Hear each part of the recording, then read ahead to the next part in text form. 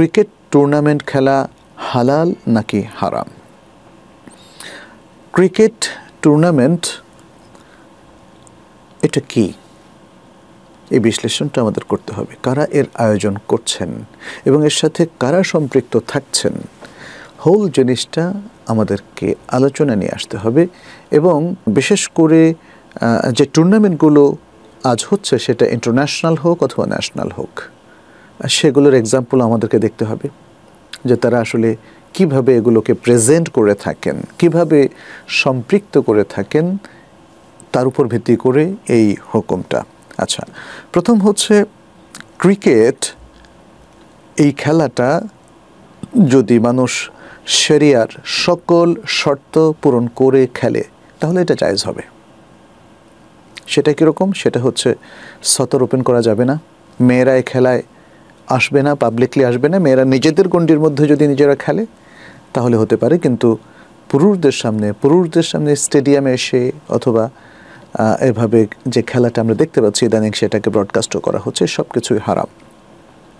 দ্বিতীয়ত হচ্ছে এই খেলাটা পেশাদার হতে পারবে না, কারণ কোনো খেলাকে পেশা হিসাবে নেওয়া ইসলাম অ্যালাউ করে না।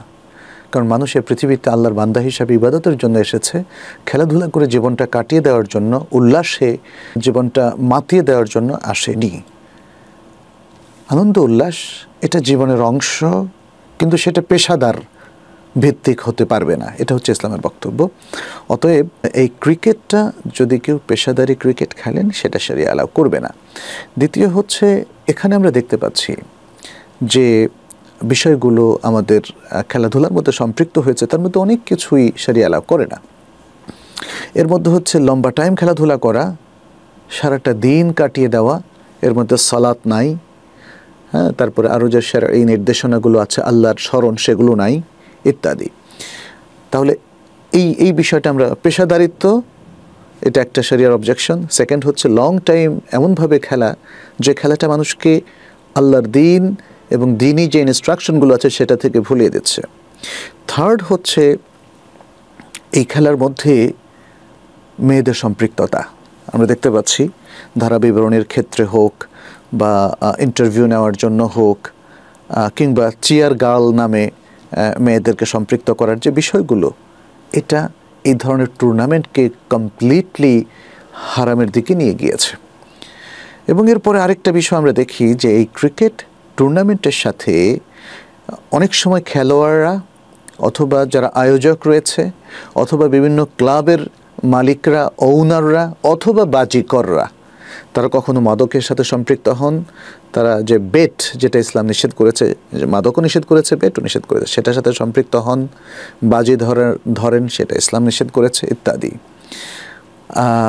এরপরে আরও একটা জিনিস আমরা দেখি যে খেলোয়াড়রা মাঝে মাঝে যে মাদক সেবনটা করেন তাদের খেলার পারফরমেন্সটাকে বৃদ্ধির জন্য, সেটাও হারাম। তাহলে আপনারাই বলুন, ক্রিকেট টুর্নামেন্ট এতগুলো ভায়োলেশনের সাথে জড়িত হয়ে কিভাবে সেটাকে আমরা হালাল বলতে পারি? এবং অনেক সময় বিভিন্ন ধরনের হারাম জিনিস এর সাথে সম্পৃক্ত হয় যেটা হয়তো আমরা জানিও না। যেমন যখন বিশ্বকাপ ক্রিকেটের আয়োজন করে কোনো শহর, সেখানে প্রস্টিটিউশনের বিশেষ ব্যবস্থা থাকে এবং পৃথিবীর বিভিন্ন দেশ থেকে প্রস্টিটিউটরা এসে ওই শহরটাকে একদম গান্ধা এবং নষ্ট করে দেয়। এরকম আমাদের অজানা আরও অনেকগুলো অবজেকশন আছে।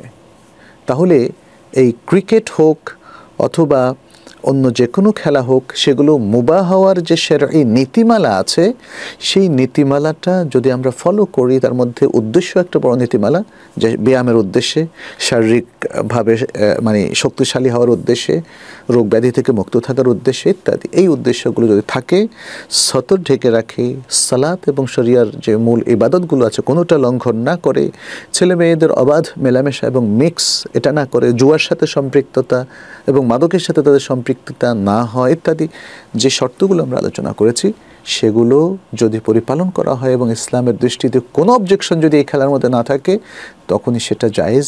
এর বাইরে বাকি এতগুলো অবজেকশন নিয়ে কোনো টুর্নামেন্টের আয়োজন, কোনো প্রতিযোগিতার আয়োজন, সেটা শরীয়তসম্মত নয়।